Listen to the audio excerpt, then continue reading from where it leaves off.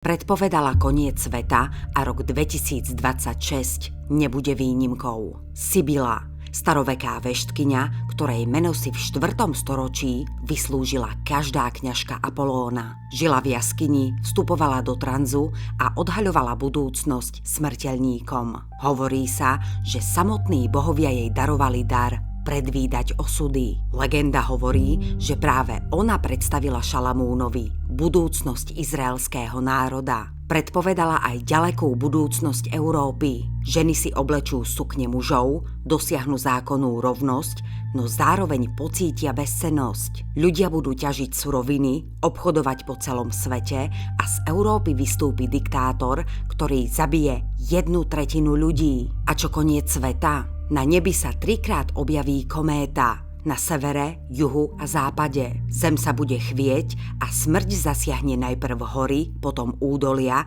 nakoniec pobrežie a krajiny večnej zimy. Slnko bude krvavo žiariť, hviezdy svietiť aj za bieleho dňa a Hospodín zostúpi súdiť svet. Sibila dokonca predpovedala rok 2026. Ľudia budú hľadať nové zdroje energie, technológie ovládnu takmer všetko a napätie medzi štátmi vzrastie. Varovala pred silnými búrkami, ktoré zasiahnu mestá a pred zmenami, ktoré budú meniť životy miliónov ľudí. Sibila, žena, ktorej predpovede prežili stáročia a možno ešte stále čaká, aby sme ich pochopili.